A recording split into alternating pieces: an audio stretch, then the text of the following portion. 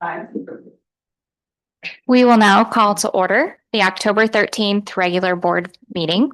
Thank you all for attending the regular meeting of the board. I would like to remind you that the school board meetings in Nebraska are meetings held in public, not public meetings. During the public comment section, the public may address the board on agenda items and other miscellaneous topics. All right, Sheila, can we get roll call, please? Justin Tuck. Joanne Reed. Present. Emily Garrett. Present. Cindy O'Connor. Skip All. Present. And Will Lee. Present. I would entertain a motion to excuse our absent board members. Both of them did contact me today and have various reasons for missing. I'll make a motion to excuse Justin Thompson and Cindy O'Connor from tonight's meeting. Second. Roll call. Joanne Reed. Aye. Emily Garrett. Aye. Skip All. Aye. Aye. All right, motion passes. We will start off by reading our mission statement tonight. North Platte Public Schools is a destination school district and community that embraces innovative opportunities and distinguished programs to create highly competitive advantages for all students, instilling the canteen spirit in an evolving world.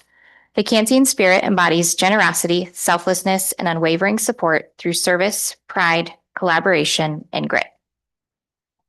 The Nebraska Open Meetings Act legislates the methods by which public meetings are conducted. Information pertaining to this act is here posted in the boardroom. At this time, I would now entertain a motion to approve the publication of the October 13th, 2025 regular meeting of the Board of Education. I'll make a motion to approve the publication of the October 13th, 2025 regular meeting of the Board of Education. Second. Notices of Board of Education meetings and hearings are placed in the North Platte Telegraph and the North Platte Bulletin. The agenda is also available online at www.nppsd.org 4 days prior to each regular meeting of the North Platte Board of Education. Sheila, can we get roll call on that? Emily Garrett. Aye. Skip All. Aye. And Will Lee. Aye. Joanne Reed. Aye. Motion passes. At this time, I will now entertain a motion to approve the agenda for the October 13th, 2025 regular meeting of the Board of Education. I move to approve the agenda for the October 13th, 2025 regular meeting of the Board of Education. Second. Roll call. Skip All. Aye. And Will Lee. Aye. Joanne Reed. Aye. Aye. Motion passes. All right, at this time, please rise and join us for the Pledge of Allegiance. I pledge allegiance to the flag of the United States of America and to the republic for which it stands, one nation, under God, indivisible, with liberty and justice for all.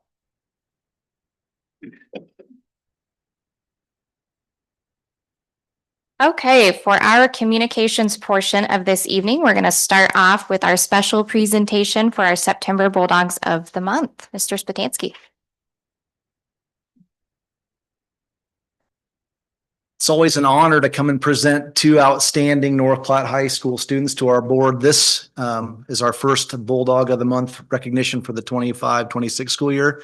We have two great selections with Mr. Diego Moreno and Miss Corey McLean. So we'll start off with Mr. Moreno.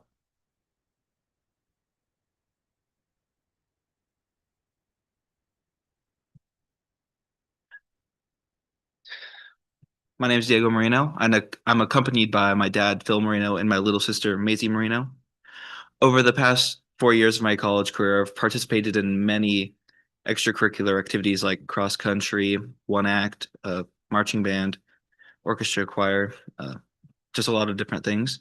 My favorite high school memory would be stuff involved in all the music departments of the school. And after I graduate, I plan on attending University at Nebraska-Lincoln to pursue a major in music education. Thank you.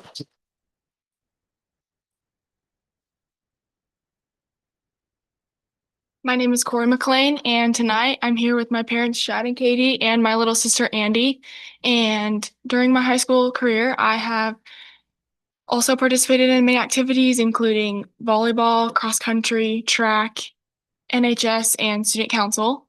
And I'd say my favorite experience has been like states for cross country and track. That's just always fun bonding with my teammates and just competing.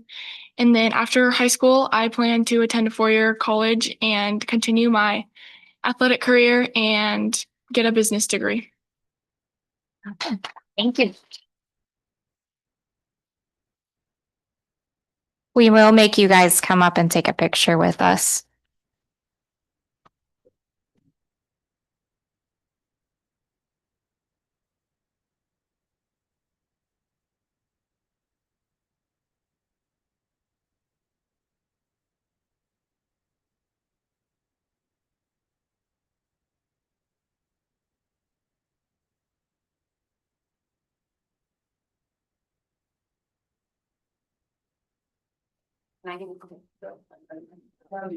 Everybody stand up so no. Yeah, thank you. Thank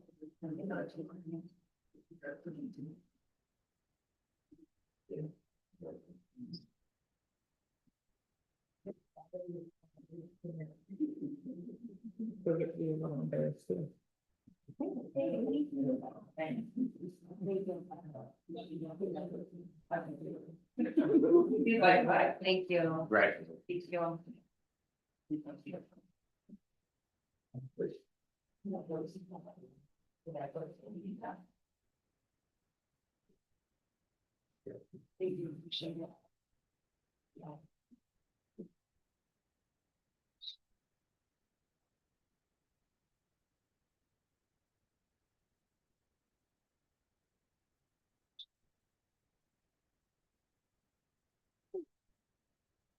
All right. I'm so glad we're back to doing that. Starting our meetings that way. Okay, now we have our student spotlight for the evening. So we are going to welcome up some future chefs. We have some future chefs in the room, and I believe Mrs. Stephanie McConnell. You guys will come up.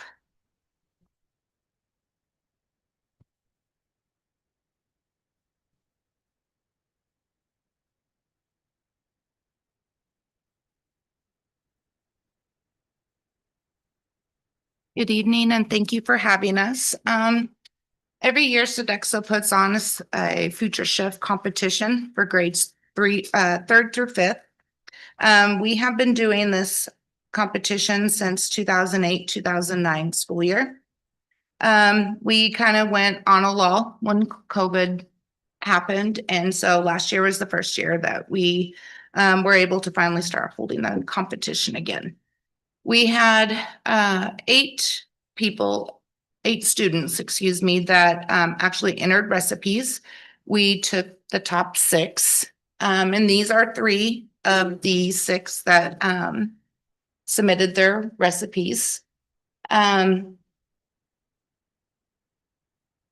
the country, we have over 2,600 students that participate in this event, and it has just continued to grow and grow every year. For the competition this year, we had Miss Joanne Lundgren was one of our judges. We had Mrs. Odell from the high school, and then we had Mr. Stuart Simpson were our judges this past year. The competition's usually held between February and March. And going forward, we will actually start sending out notifications actually in December. We're going to start a little earlier this year and see if we can get our numbers up. And then our goal for next school year is not only will we do elementary, but we will also do middle school age. So out of three of them that are here tonight, we have Evangeline Wood, we have Trevin Lizer, and we have Aries Lizer. Aries was our first place winner. Evangeline was our second runner, or was our second place. And then Trevin was our fourth place. Our third place winner was not able to join us. Gemma Reed was not able to be here tonight. So they're definitely ready to answer any questions you may have or anything you would like to talk about the competition. I'm gonna be shy. Now they're gonna be shy. That's okay. We're not that scary, I promise. Can you tell us what your recipes were or what you cooked? I think we're all probably extra hungry, so this isn't going to help, but we'd love to hear what you prepared. Okay, so I'm Evangeline Wood. I made manicotti for the Future Chefs competition. And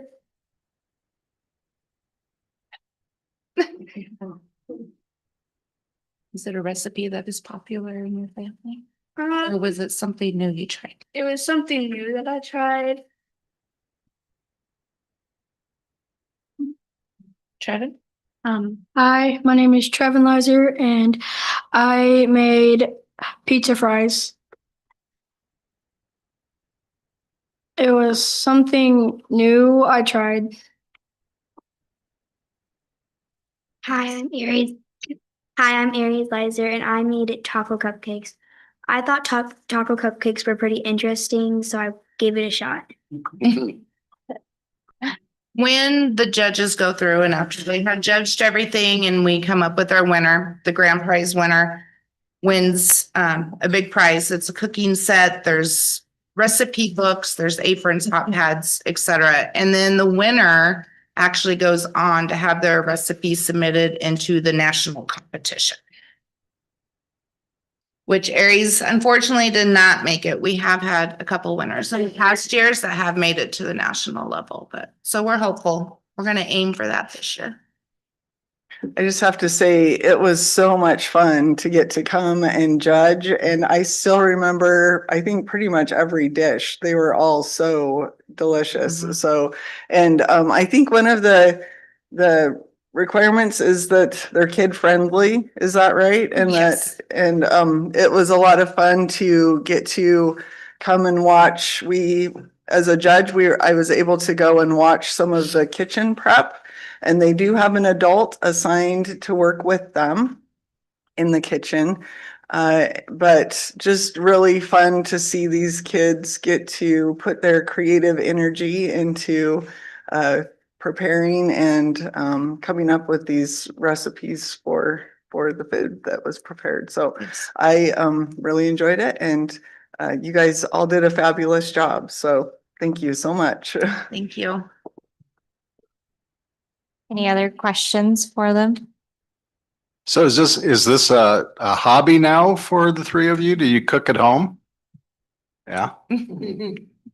Is that true? Is that true, parents out there? Yeah. Great job. Thank you guys so much for coming.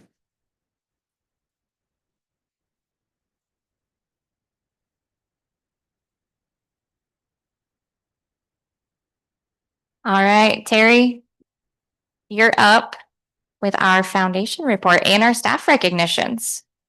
Always a tough act to follow. That's okay. At least I've got staff this month. So, good evening, Board Chair Garrick and board members. The foundation is gearing up for scholarship season. I can't believe it's here already. This year, the foundation will have $23,000 to award to the class of 2026. So we're very excited about that. The foundation is happy to manage these funds for over 24 different families and/or alumni classes who have set up scholarships. Have any of you been to the gym since last week? If not, you need to visit on October 18th, because I know it will definitely be going, but the Luxedo technology was recently installed at the gym. It provides projection mapping on the high school gym floor. It's kind of like being at an NBA game. If you've ever been to an NBA game, it did debut last Tuesday at the volleyball game, and the crowd went crazy about it. So that was exciting to be there for that. This does give a great opportunity for our students to design shows along with Mr. McCoy and Mr. Willie. And this was all made possible because of Renza Restaurants here in town. So that was another great gift that the foundation received, was to be able to do that. Reaching one classroom at a time started October 1st. We visited Jefferson to start off the year and visited Dr. E, and awarded some grant funds for a new TV on the north doors where the old entrance used to be. She put a TV up there so that the kiddos can see their faces and their accomplishments. So we're very excited to be a part of that and help that get accomplished with the district's help as well. And of course, Jeffrey the Jaguar was able to attend with us, so that was even more special. Then last week we stopped at Buffalo and we visited Mrs. Bowman and Miss Milton, who had submitted a grant to continue pre-K field trips to fire stations, dusty trails, and I think there was someplace else they go. I don't know. Anyway, we helped them be able to continue taking those pre-K bullpups down the road to Dusty Trails and over to the fire station. And just a reminder, KNOP airs them on Thursday nights and Friday mornings, and we do appreciate Fat Dogs for matching the foundation dollars to make those teacher grants possible. Just a reminder, the Nebraska Land Bank is hosting a free movie night on Bauer Field this Wednesday, Moana 2. Gates open at 5:30, show starts at 6. Bring your lawn chairs. You don't need to bring a blanket if you're one of the first 100 families because Kids Club will be handing them out. Thanks to a partnership with Lights On After School, organized by the After School Alliance. The bank will also be grilling up hamburgers and hot dogs and popping some popcorn. And a lot of the Kids Club staff will be there to greet you at the gates and to work the concession stand. It is a free event, but we are taking free will donations, all to benefit Kids Club. So we're very excited to be a part of that. So, okay, now to the staff recognition. Can I interrupt Yeah. you? Sorry, before you get to that part. I just wanted to say I've seen the video of the gym floor and I'm so excited to see it in person. But then I also wanted to mention, my parents were with me at the football game on Friday night, partially due to us senior recognition. But they were really impressed with the video board there. They hadn't seen it yet and just were really impressed with the opportunities that have been afforded to students through that opportunity. So I wanted to share that with you before you moved on. So thank you very much. We appreciate that. I think Mr. Willie still appreciates it. I think some of his classes are pretty full nowadays because of that. So it's been fun to watch all of that and watch the students be able to have that experience. So thank you. Okay, I would like Mrs. Bowman and Mrs. Allen to come forward to talk about 4 amazing staff members in their buildings. Thanks.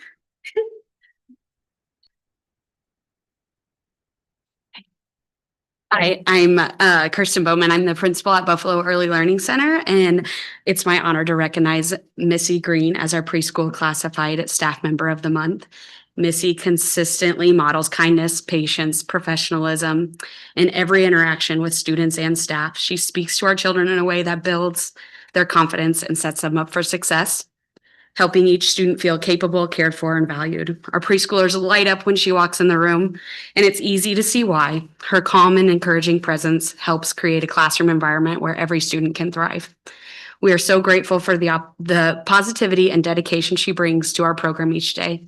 Thanks, Missy, and we're so glad to have you. And then this month, we're also recognizing Lisa Burge, and she is one of our incredible early childhood special education educators. She supports our youngest learners and their families from birth through age 5. She's helping them navigate early development milestones and setting the foundation for future success. What truly stands out about Lisa, though, is that her dedication that goes far beyond the school year. Over the summer, she actually continues to support families and ensures that children receive the consistency and care they need, even when school was not in session. Her compassion, collaboration, and deep commitment to our early childhood program make a lasting impact on both students and our families. So Lisa, we're so excited to have you as part of our team, and thank you for all that you do for our children, families, and community. And I am here to represent Cody's staff. So my classified staff member is Jackie Crawford. She is a paraprofessional and she does an amazing job. She's been with Cody for a long time in the district. So she's one of those lifelong people who's here for the long haul, which is really great. I love that. And she's always consistent about being at work. She has high expectations for all kids. So she is constantly ensuring that kids are doing what they're supposed to be doing, but she builds those positive relationships with them. So it's really nice to have her on the team. And she's one that you do not have to go to and say, hey, I need you to do this. She just steps in and does it right away. So we're really thankful to have her at Cody. And then my certified staff member is Nolan Hammond. And so he's our PE teacher and he just does a fabulous job. He is the most structured teacher of an unstructured kind of environment because PE is a little chaotic sometimes, but he does a fabulous job. I know when some of you board members came and cabinet members came to the school to award him, he had kindergarten PE at that time and they stopped, he gave them a direction. They had their foot on their ball to stop it. And they stayed like that the whole time and they were quiet and super respectful. So, he runs like a tight ship, but he builds those relationships with the kids too, but also he's just heavily involved in the district. He coaches sports constantly throughout the year, and he mentors the new PE teachers and just does a really fabulous job. So we're really thankful to have him. So all four of them would come forward. Let's give it a try.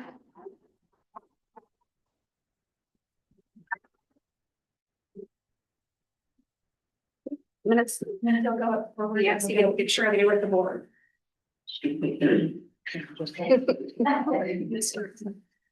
You go wherever. Sneak in there and get it.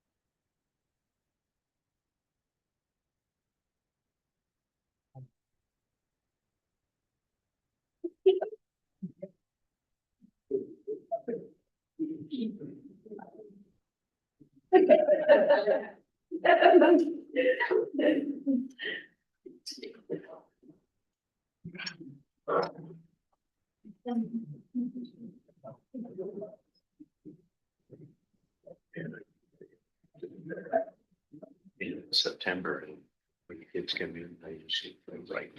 Okay, we will now move on to our public comment portion of the evening. Public questions and comments may take place at this time in the agenda. Individuals who want to address the board must complete a guidelines for public comments form with the date, topic addressing, name, address, and the name of any organization you represent, and give it to the board clerk prior to the meeting. Yes, I have a few. Okay. Okay, I'm going to read this portion real quick and then we'll have you come up, Shreya. Sorry, I just don't normally read the whole thing unless we have something. When called upon by the presiding officer, the individuals shall proceed to the table and state their name and address. An individual may not exceed 5 minutes, and total time for all individuals who want to speak shall not exceed 30 minutes unless a majority vote of the board approves extending the allocated time. That won't be an issue. This time for public comment shall not be used to address specific individual student discipline or employee performance issues. Complaint and grievance processes are in place to deal with issues of this nature. And just as a bit of a forewarning, the board is not able to engage in conversation back and forth during this time, just due to us having to adhere to our agenda. However, somebody will follow up with you after the meeting. Okay, Sheila.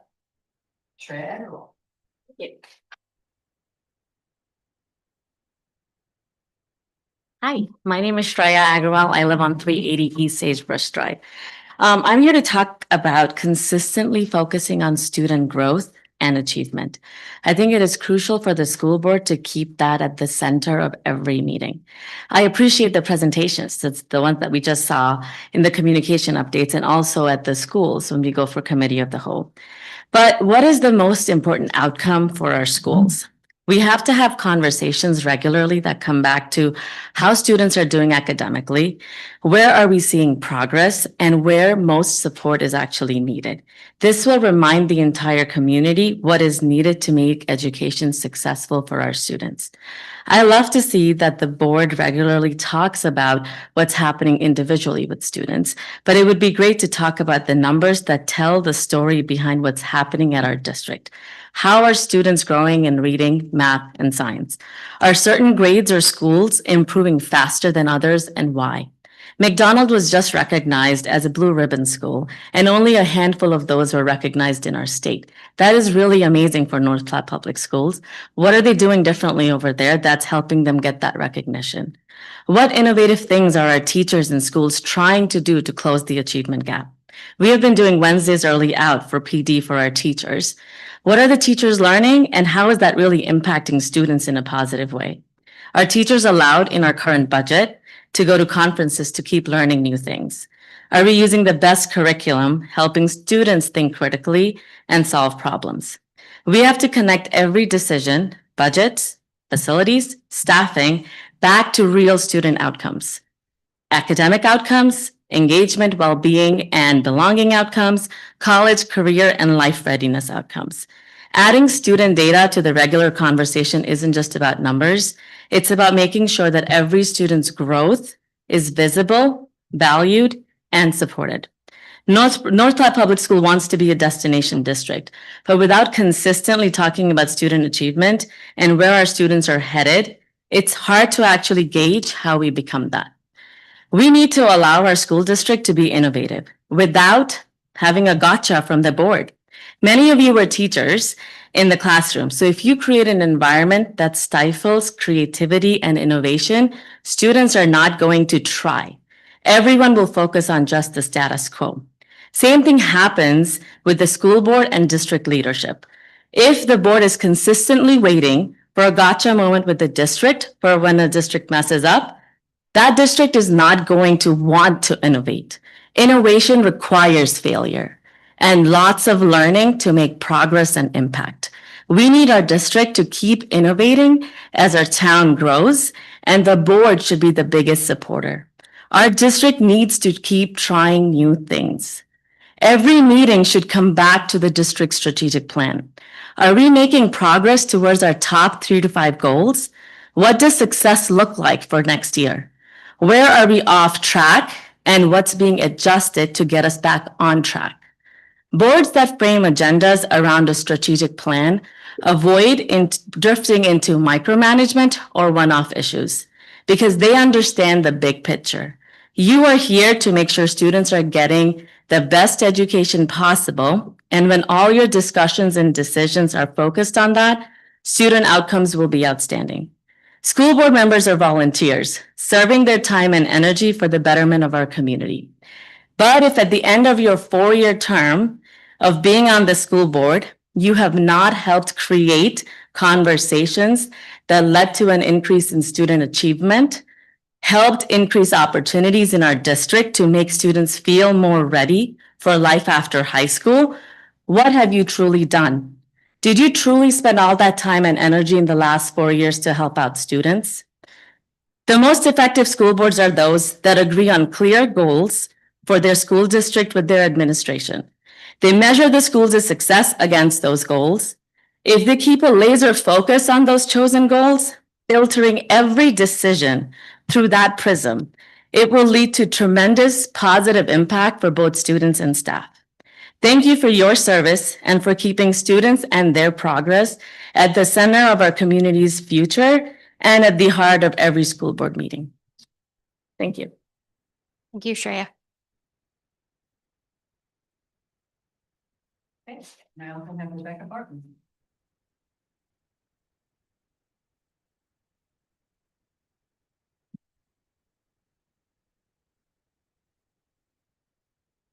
My name is Rebecca Barton. My address is 2520 West 15th Street. I'd like to start on a positive note.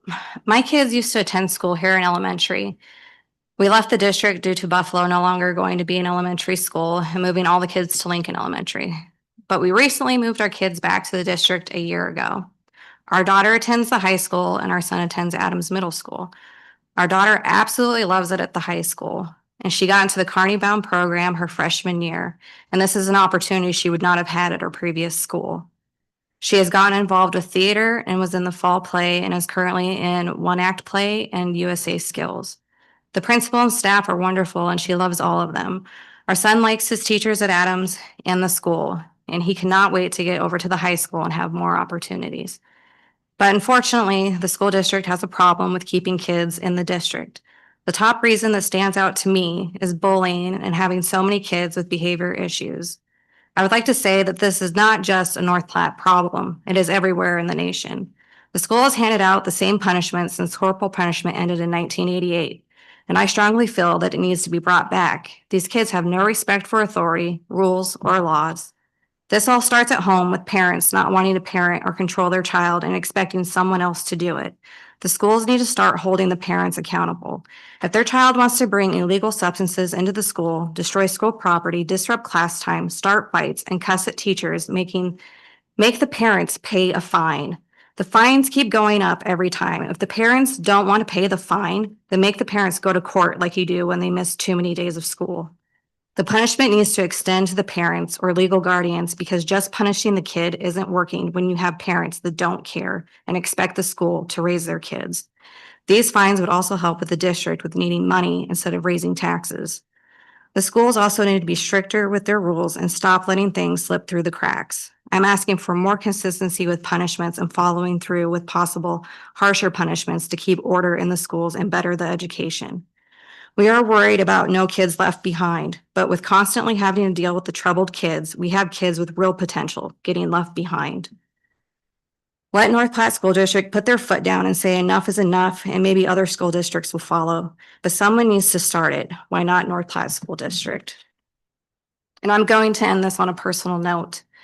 These troubled kids are not just terrorizing the teachers and schools. They have brought it to the streets of North Platte. The police are on a first name basis with these kids. Recently, my family has been terrorized by these want-to-be criminals. My husband works nights, and I shouldn't have to live in fear that something is going to happen to my property or worse, my family. We have had 4 incidences in the last 2 weekends. I'm not a very big woman, and to have 6 teenage boys show up to my house way past city curfew to terrorize us in the neighborhood is scary. Some of these boys are the size of grown men, and to have that many together is frightening because they don't care or fear law enforcement. A teenager with no fear is capable of anything. Then I have to fear for my child at school because these kids might retaliate against him. And the school is fully aware of the situation that is going on. But all of this reminds me of the high school play put on recently called The Outsiders, Boys from Troubled Homes. One gets killed because he doesn't know when to stop. The character Randy at the end states, the kid's issues were a result of his parents never saying no to him and failing to punish his behavior, leading to his entitlement and aggressive behavior. Another boy just wanted his parents to care about him and give him attention. It's really sad the times we live in. There have always been troubled kids, but it's getting worse and worse. Too many kids are following the way of the world and not the way of Jesus. Thank you for your time. Thank you, Becky.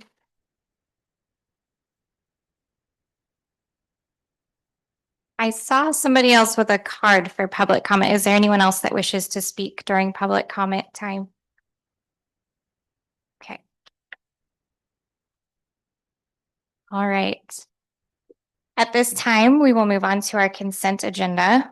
So I would start by entertaining a motion to approve the consent agenda as presented.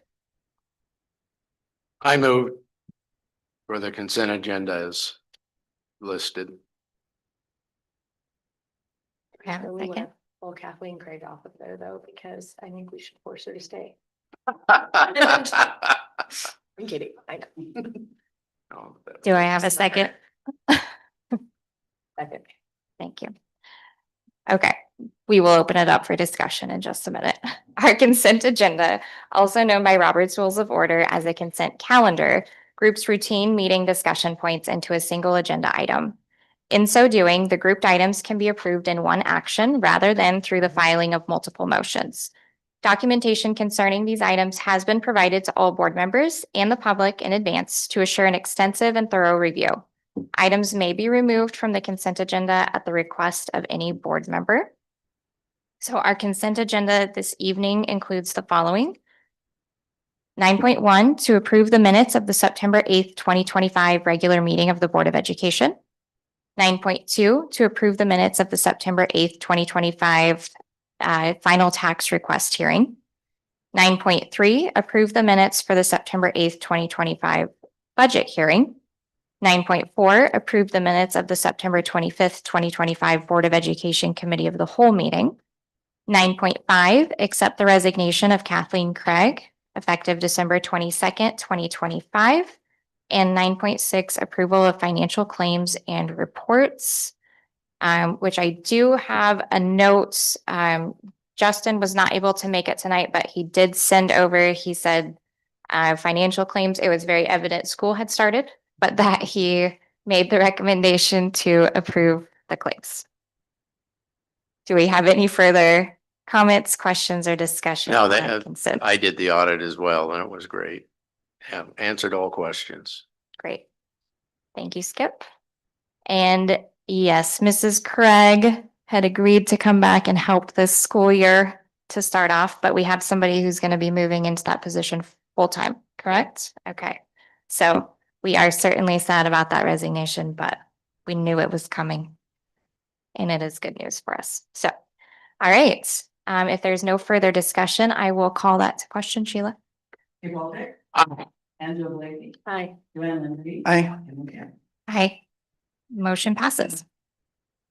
Okay, on to our reports and discussion items for this evening. So we're going to start with our monthly financial and budget report with Dr. McDonald. Thank you. As far as the financial reports go, I don't know if, Sheila has an opportunity to pull those up. I know that they're in front of you. We have started with our general fund. Our beginning balance for the year was $650,912.90 in the negative as we move forward, which is actually substantially better than we started last year with. We were hoping to be closer to the positive, but the reimbursements from the state that we had from our grants that we requested reimbursements on, they actually came in during the September receipts. So those were showing within the September receipts there. As you can see on the report, the September receipts were $7,284,124.71. Our expenditures for the month were $3,776,965.16. As you go down, excuse me, the columns there, you can see where our cash on hand is after we have the receipts from the county, from our local, and from our federal grants, and minus our expenditures and from our beginning balance. Our cash on hand currently with the general fund is $2,856,246.65. And so if you take a look at our cash on hand, and then we'll go through the cash flow statement after this, what it looks like, and we're very hopeful that we don't have a line of credit, but December is usually a low receipt month. And so I'm just anticipating that may be a discussion here in November for the December payroll. And as we get in, then January becomes a larger receipt month. So that may be a topic for discussion here coming up in the next month or so in regards to that as I look at those estimates. So currently we're 1.7, almost 1.8% under budget as we move forward for September.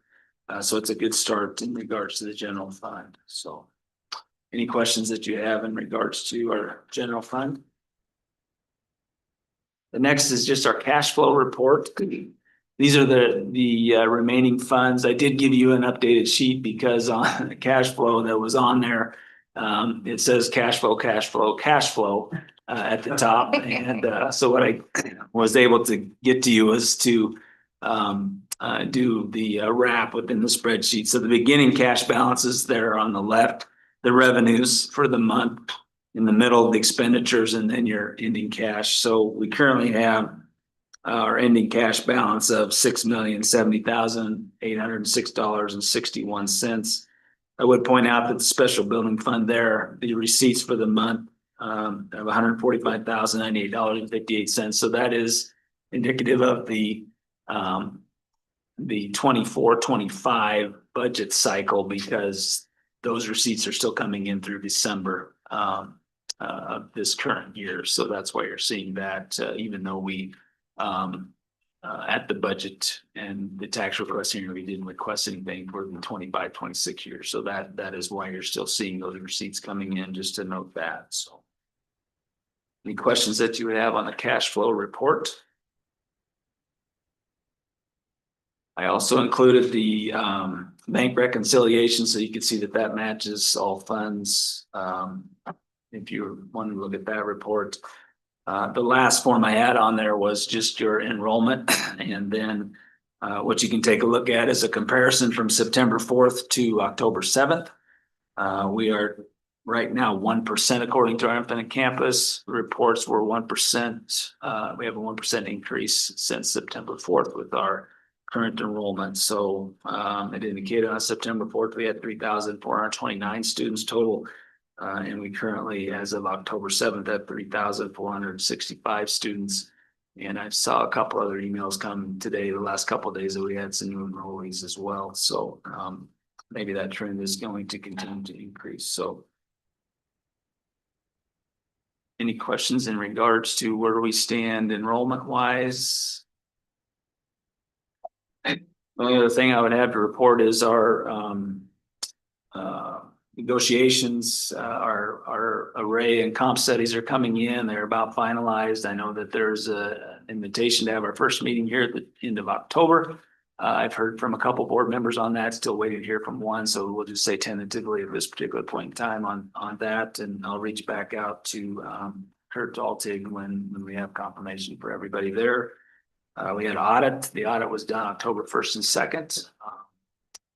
Was able to visit with Ethan a little bit via email that since they left that day, asking him in regards to anything that he may have or need further as he completes that audit report. He said all funds were in line and everything was moving forward as it should. He didn't have any questions for Dr. Rhodes or myself, so we will have a full audit report here in November. So when they get that done. The only other thing I have is just currently working on some reimbursements for all things special education with the state, and we'll get that wrapped up by the end of the month. So any other questions you have for me? A couple of questions backing up Yep. on enrollment, just because that's great news for 1% from last month to this month. So that's exciting to see. Do you know, and maybe it's on here, but the document is sideways and I'm not good at reading sideways. How does that compare to last year at the same time? Do you know what our increase is from this month compared to last year, the same month? Well, I did. I actually took that off as because of the last year as we move forward. I just wanted a comparison for September because I think I believe that October, the last day in October, is our official enrollment for the school year. So this is all kind of tentative at this particular point in time. I do believe what I did show though the last time is we had maybe a 0.5 or 0.6% increase from last September to where we were a month ago. Okay. That's very positive. And then just on kind of the topic of enrollment, just so that we're kind of keeping it at the forefront of our minds, is there anywhere, and Dr. Rhodes, this might be a question for you too, but any buildings that should be kind of on our radar? I know we see our capacity variance there. So we can kind of see where there are spots open, but are there any buildings that are seeming to kind of get a lot of students coming in that we should be aware of? You know, it's kind of been an interesting fall. It's just been very sporadic. And actually, where we were watching really, really closely was at the 7 elementaries. And that enrollment, our K-5 enrollment is actually less right now than it was a year ago.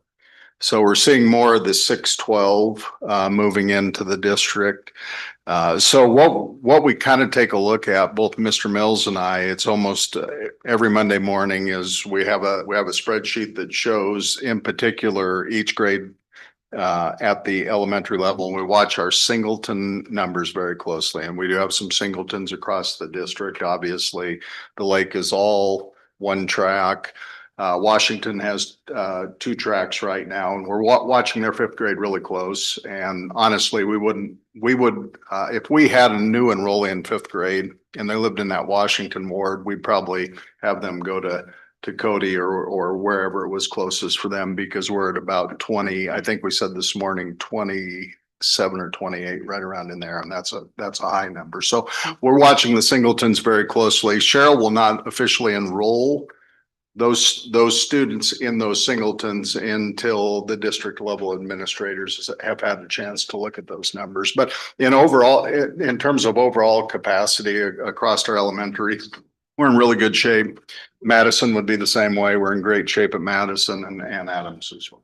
So we just hope we're just hoping we get more and more students. I appreciate that update because I know that's an area that's been brought up as concern as, class sizes and if we see growth and all of that. But I think that speaks volumes when you think about opportunities that our students have, particularly middle and high school, that we're seeing more growth there. I think that that probably speaks to what we're offering to those students. So, okay, great. Thank you for that update. Any other board members have questions for Dr. McDonald? Okay. At this time, our next discussion item is going to be focused on policy 4038, which is our classified staff policy. This policy was discussed a while back when we were looking at handbooks, and that discussion was kind of set aside until we got to it at a policy level, because that's really the place that those changes would have to be made if we were to make any changes. So just for some context, there were a couple of board members who both happened to be absent this evening, who brought up just some questions about maybe changing the language in this policy to reflect something more along the lines of a progressive discipline, which is, I think, really what we're doing in practice for the most part. It's just not defined in policy as that way. And of course, the state of Nebraska being an at-will employment state, what is currently in policy is what is allowable by state law when it comes to our classified staff. So I did send an email after our last meeting. We had a board member who made a language request or asked a question about particular language being added in there, basically just a short statement about using a progressive discipline approach. And I did send to all board members so that you had that information, the attorney's response to that. He and I had a follow-up conversation on the phone today as well, where he kind of provided a little bit more context around that. And so did everyone receive those emails and have a chance to look? Okay, so I'm not going to read it to you, but we will discuss that so that the public is aware. His recommendation was they tend to always recommend that we keep language less prescriptive in our policies and a little bit more general, just for the sake of not opening up a can of worms at some point down the road that would cause an issue. So that's kind of what his recommendation was. He also said that nothing that was brought forth as a question would be against the law. There would not be anything wrong with that. And it ultimately is up to the board which direction we want to go. He just wanted to make sure that we were aware that that wouldn't be his recommendation, but that he has seen districts do something along those lines. And that's kind of where he left it. The second piece of what I had asked him about and what he had answered in that email was about the issue of when at-will employment is a two-way street. So not only does that mean that the district can choose to continue employing somebody, but also the employee can choose to leave at any point in that situation. So we had asked some questions about, how does the district protect themselves as well from essentially being left high and dry with an employee who maybe just gives no notice. And so there was some discussion in there about things that you can and cannot do. Apparently, if it's unclear what your costs of losing an employee would be, you can actually have a penalty in there if they leave without notice. Because in our district, it is pretty clear to be able to determine what those costs would be. It would be the cost of a substitute, potentially listing, a job listing, those types of things. It would be pretty hard to enforce a penalty. However, he did say that you could include language, and especially if you made the first change to language to kind of create a well-balanced approach of this is a two-way street. He said that it would be appropriate to add language, something along the lines of the district requests 2 weeks notice prior to vacating a position. So that is kind of what he followed up with on that. I would welcome any discussion, questions, comments from board members or Dr. Rhodes. We would love to hear your thoughts on this as well.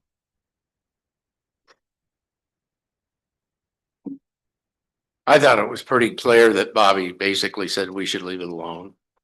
Leave it as it is. Those recommendations, but and an at will, if you want to say you want to have them 2 weeks and they don't do it, there's nothing you really can do about it.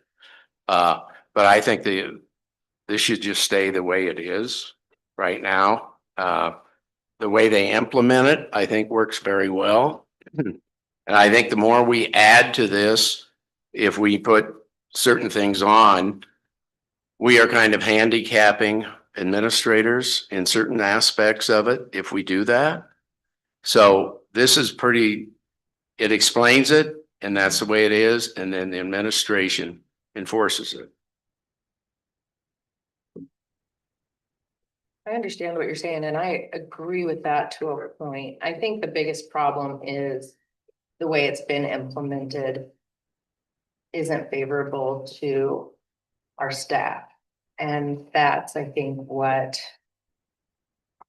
we want to, it feels like it's a policy that covers us to come in and get you out without any cause. And it really makes people look at that and think, well, I work there. We don't want people to think that when they look at our policy. And while they may think that, it's pretty much the standard practice in Nebraska. We are an at-will employment state.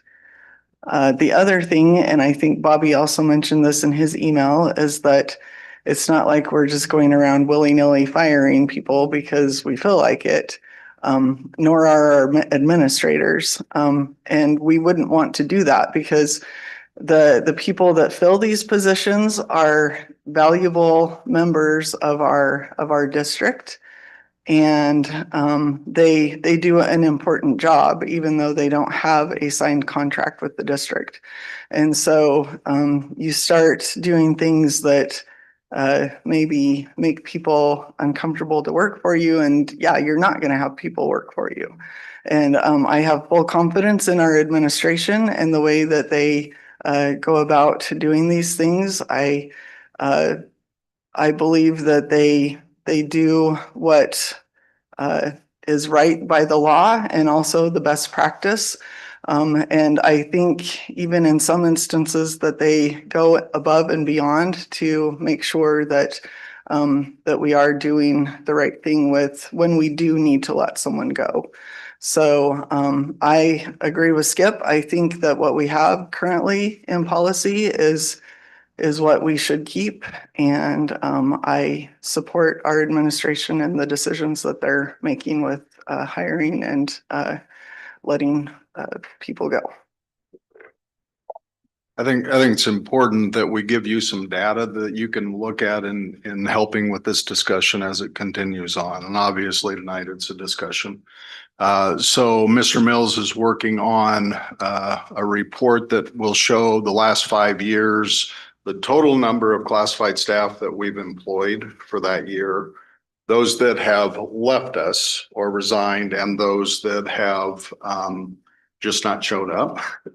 And then those that have been on our behalf let go or terminated. So we're going to give you that data so that you can kind of take a look at it and you can see the percentages. We employ anywhere from 350 to 360 on any given year in terms of classified staff. So, you know, that obviously includes maintenance, custodial, paras, administrative assistants, and so on and so forth. So we're not quite there. We've got some more data to look into, but we'll provide that for you. So we also get some data because I know that several of these people that we currently have employed with us that have been with us for a long time. Yep. And so I would love to see those numbers. And I might call on Mr. Mills quickly if he remembers. I think we have a 0 to 2 that we show you 0 to 2 years. We've done a 3 to 5, we've done a 6 to 10, and then we've done 11 on. We've broken it down into 4 categories for length of time in the district or longevity, you know, however you would. That's good. So you Every May, don't. That report, you send us that to us every May. No, this is Not with classified. Yeah. Yeah. I think that would be really good for us to, yeah. I think that data would be very wise for us to look at before we make any decisions, truthfully. Because I think it's important it's hard when you get into conversations like this, because we all have a tendency to approach things from our own experiences. I think we have a board member who approaches this from probably her own experience, having been a classified staff. We all approach it from our own philosophy of, well, I wouldn't do that, or this person wouldn't do that. And I hope that we all believe at this table that nothing inappropriate is happening. But the reality of the existing policy is that people could be let go without any reason, without any notice.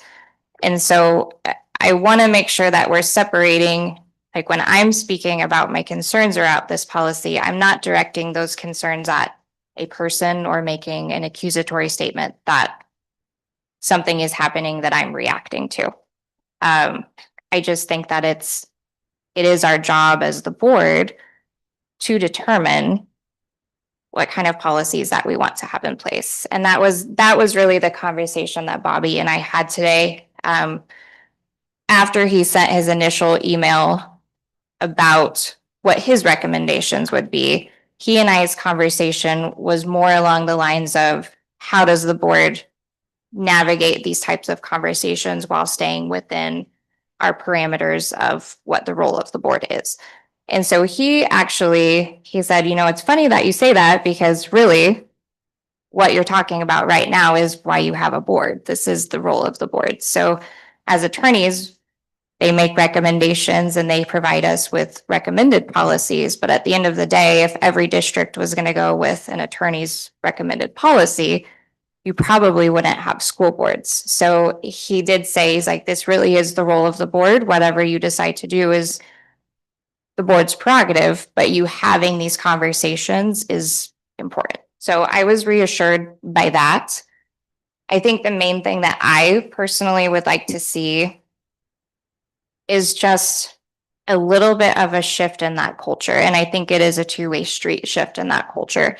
I want our individuals who are coming into those classified staff roles to really know that we value them, to know that their jobs are important, and not only to have some trust that that job is not going to go away without some form of process to get there, but also that their job is important enough that they should give 2 weeks notice, because if they don't, that job doesn't get done during that time.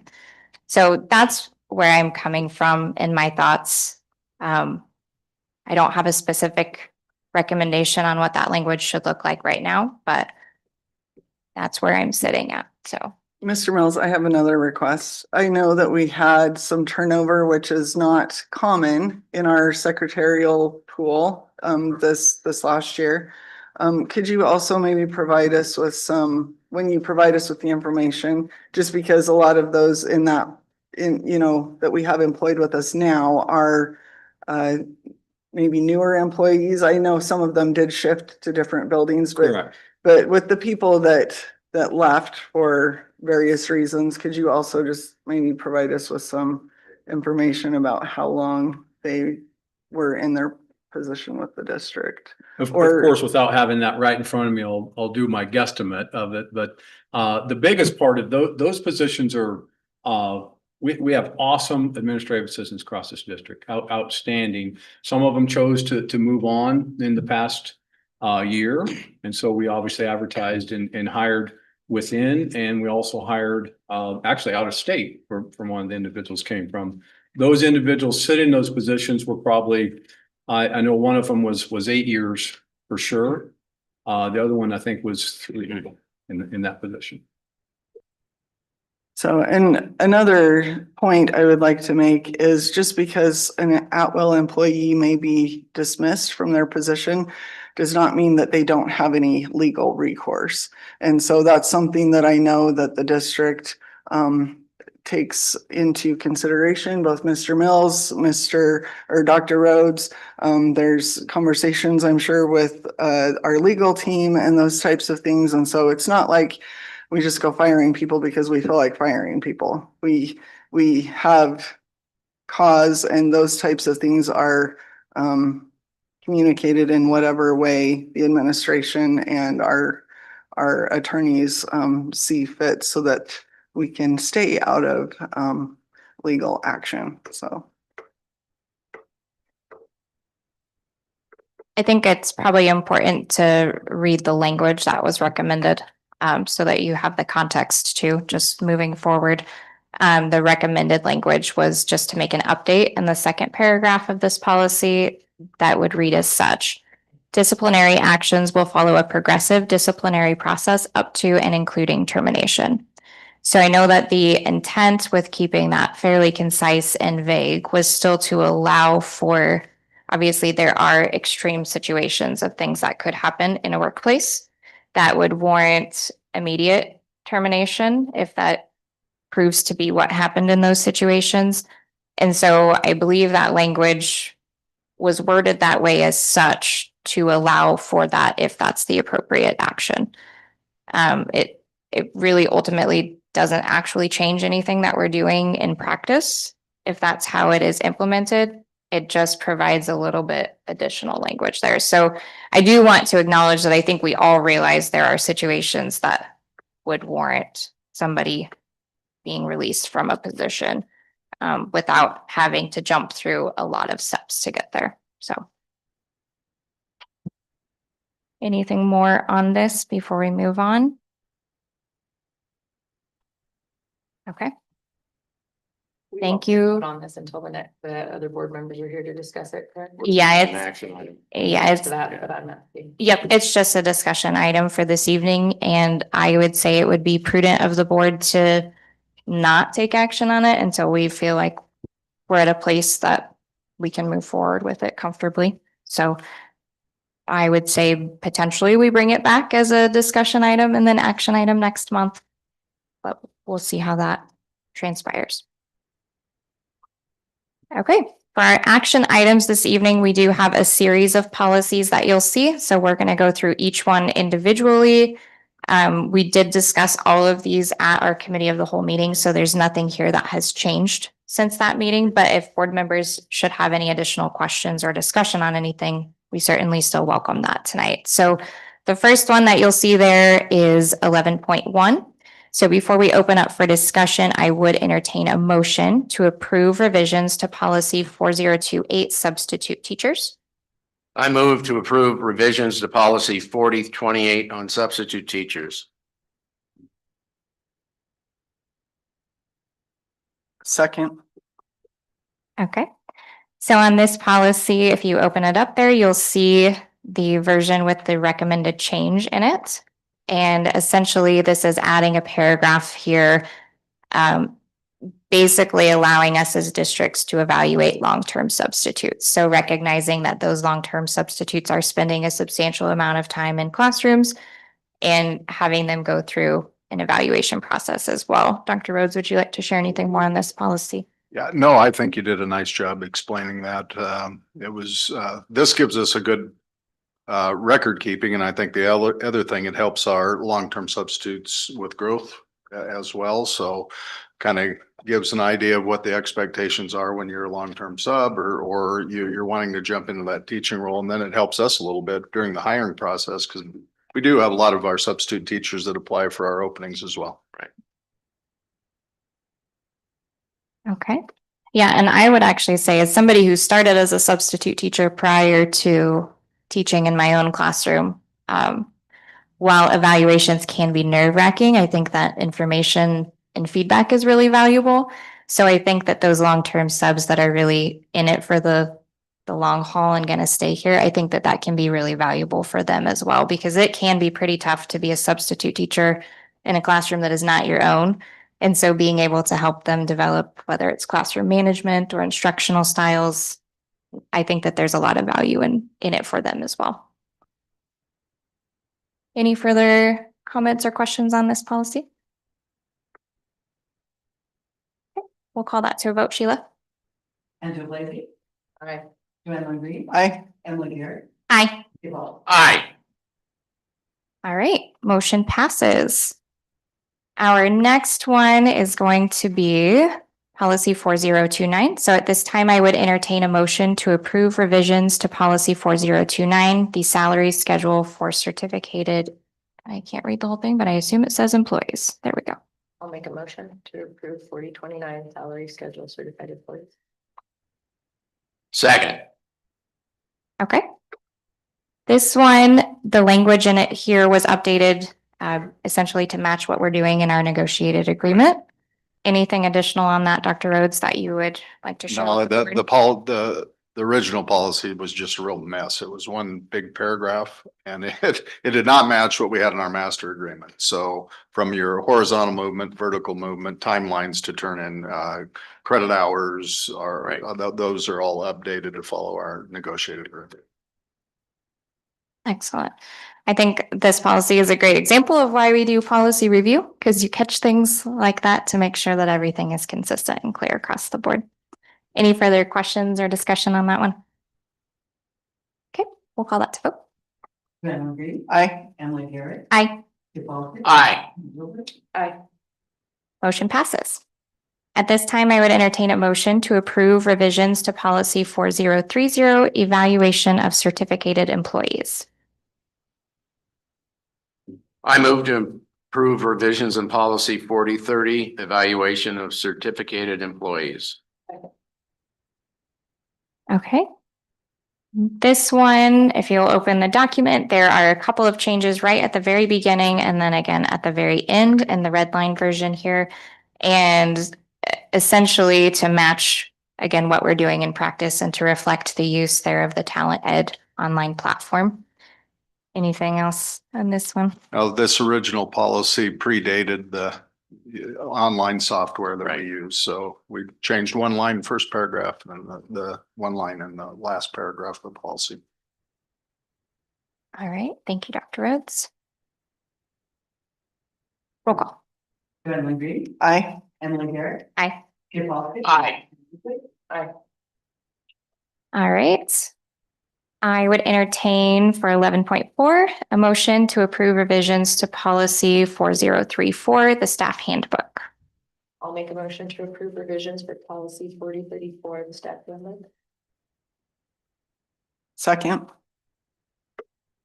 All right, this one, you'll see the added language in red. This is just the same language that was added to our student policy. So following that same procedure of if any changes have to be made to the handbook, kind of outlining how we communicate that. We don't have to re-communicate the entire handbook, but the updated portion, and that will be brought back to the board for final approval. Any comments or questions on this one? Roll call, Sheila. Emily Garrett. Aye. Skip Walker. Aye. Aye. Aye. Okay, motion passes. Item 11.5, I would entertain a motion to approve revisions to policy 4045, milk expression. I'll make a motion to approve revision for policy 4045, milk expression. Second. All right, this one just has a slight language change. It used to read that these accommodations will be provided for 1 year. And now with this change, it would read provided for at least 1 year, basically acknowledging the fact that there may be nursing mothers who those accommodations are provided for longer than exactly 1 year. Any discussions or questions on this policy? I think that's a very subtle language change recommendation that came from Justin that just communicates wanting to support our staff. So I think that was a great recommendation. Sheila? Roll Skip call. Walker. Aye. Angela Blakey. Aye. Joanne Reed. Aye. Emily Garrett. Aye. Motion passes. 11.6, I would entertain a motion to approve revisions to policy 4056, resignation of certificated staff. I move to approve revisions to policy 4056, resignation of certificated staff. Second. Okay, and this language change came from a recommendation from Dr. Rhodes, correct, Dr. Rhodes? Yes, that is correct. Okay, would you like to? Yeah, we Figure we that just, out. yeah, we wanted to put a little bit, of language in there that once we get to that April 15th deadline, that there is just no guarantee that you're going to be let out of your contract. So these are for certificated employees that are contracted for that upcoming school year. And of course, the normal timeline would be prior to April 15th, but we just wanted some different language in there that we talked about life change a little bit, and so we added that that's last paragraph. And then we also changed, and I believe it was President Garrick who brought this up at the committee of the whole, that we changed board to administration in that first paragraph. Oh, yes, because it is certainly not us going out and Yeah, right. filling these positions. Yes. We'll leave that to you guys. Okay, excellent. Any questions or comments on this one? Okay, roll call, Sheila. Dick Alpick. Aye. Angela Blakey. Aye. Joanne Lindsay. Aye. Ellen Reyes. Aye. Motion passes. All right, 11.7, I would entertain a motion to approve revisions to policy 4057, the superintendent evaluation. I'll make a motion to approve revisions to policy 4057 superintendent evaluation. Second. Okay. And this policy, the language change you'll see on the second page there under evaluation procedures. It used to read that the board president was compiling all of the draft evaluations, and that really is not what we are doing, nor is it what anybody wants us to be doing. And so just acknowledging that the board president really is not processing everybody's evaluations. We have a third party who does that for us, and then the board president provides that compiled data to the board and superintendent. That way, those evaluations do stay anonymous as best as we can. Any further discussion or questions on this policy? I thought we were gonna put something in there, instead of it saying the board president will discuss the evaluation with the superintendent, where you could possibly have the executive committee too. The board president could decide who was going to discuss it. You remember, Dr. Rhodes, This, if we there, discussed okay, that? so you approved the newest superintendent evaluation policy in August. And I'll have to go back and see exactly what the change was with KSB, but part of that change was that it opened it up so you could discuss the evaluation in an open board meeting, or it could be the board president, or it could be a committee of the board. It's a little bit longer policy, and I'm not finding exactly where that's at, but it talks about that it may be discussed in open session of a board meeting, and that was an addition that came from KSB. I'll have to find that.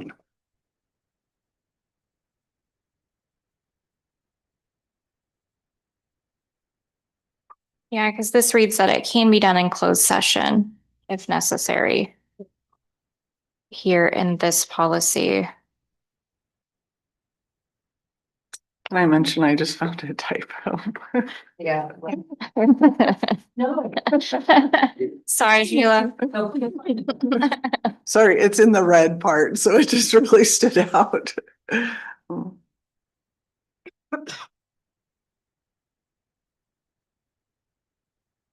Yeah, I don't remember the discussion around that second sentence being added. I remember the first portion, the change, that it'll be provided.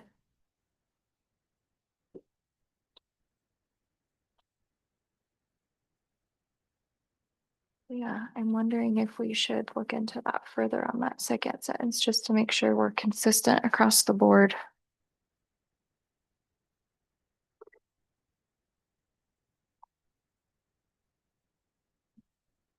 Do we need a motion to table? I think I would move to table.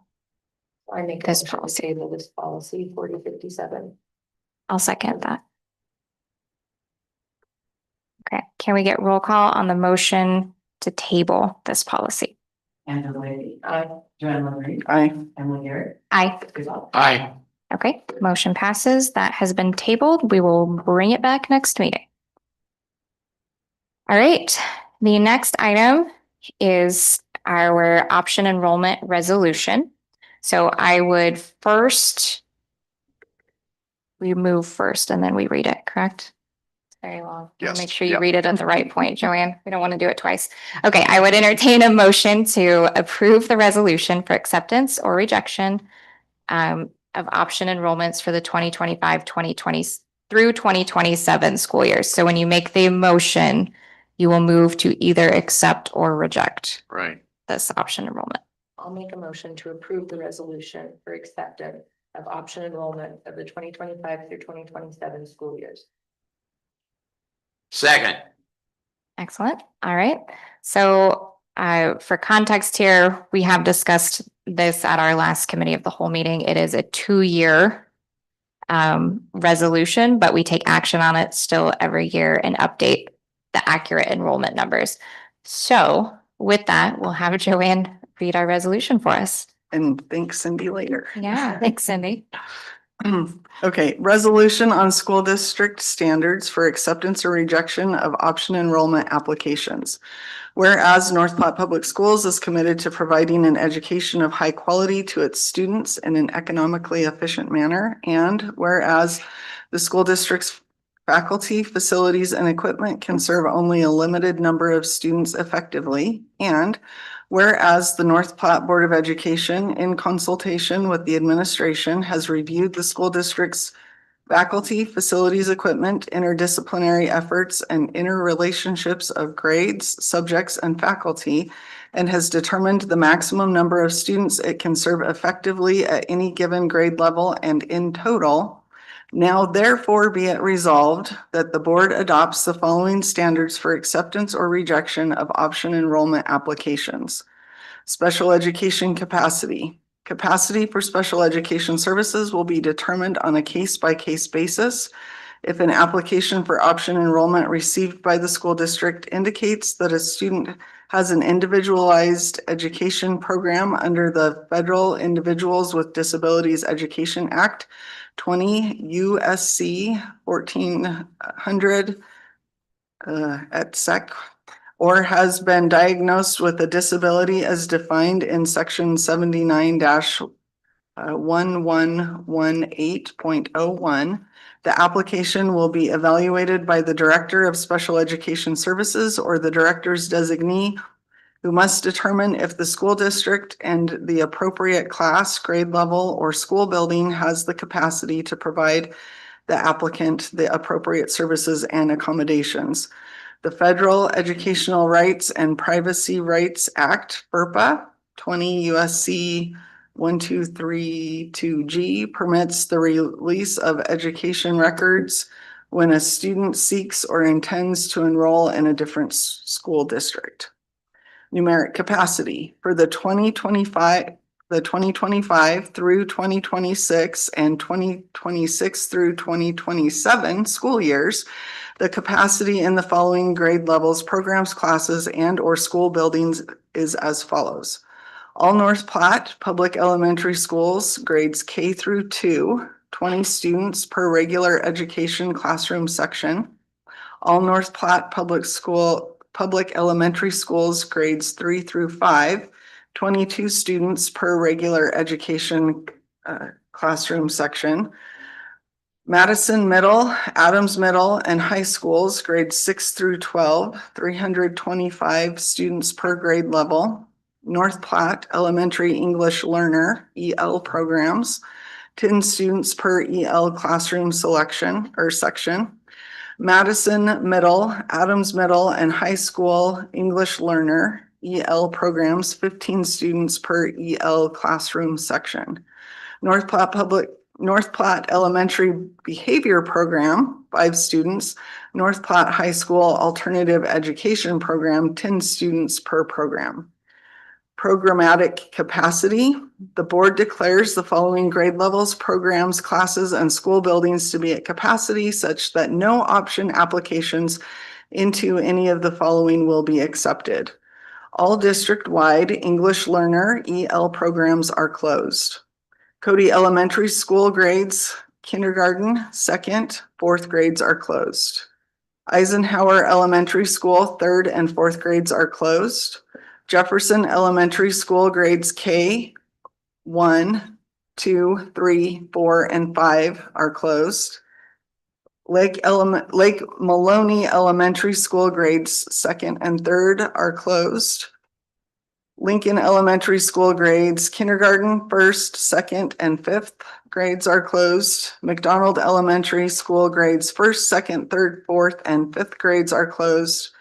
Washington Elementary School grades second, third, fourth, and fifth grades are closed. The North Platte Elementary Behavior Program is closed. The North Platte High School Alternative Education Program is closed. Other standards. The school district shall not accept an option student when acceptance of the student A would increase the operating costs of the school district, such as by requiring the hiring of new staff or contracting with outside entities to provide services to the student. B would require the procurement of new equipment, technology, or furnishings. C would cause or require the rearrangement of caseloads for staff and contracted professionals. D is reasonably deemed by appropriate school staff to pose a potential risk to the health or safety of students or staff. E may pose a risk of adversely affecting the quality of educational services being provided to resident students as determined by appropriate school staff. Thanks, Joanne. Okay, any discussion or questions on that before we vote? Were you taking notes? Okay. All right, Dr. Rhodes, anything that you want to share on this before we vote? I think Joanne said it. Thank you. Yes, I don't think there are many words left. Thanks, Joanne. Okay, excellent. Sheila, we'll call that to vote, please. Aye. Aye. Aye. Aye. All right, motion passes. Real quick, we will look at our future board calendar. So tomorrow morning, we have Skip and Dr. McDonald on the radio for Mugs in the Morning. Our committee of the whole meeting will be October 30th at 5:30 at Lincoln Elementary. And then there are a few other dates on there as well, as far as who has claims audits, our upcoming meetings. And then, of course, don't forget the 2025 State Education Conference with NASB. So if that is something that you are interested in attending this year, make sure that you fill out your form to request to go. All right. If there is nothing more, I would entertain a motion to adjourn. I'll make a motion to adjourn. Second. Roll call. Aye. Aye. Aye. Aye. All right. Motion passes. Meeting adjourned.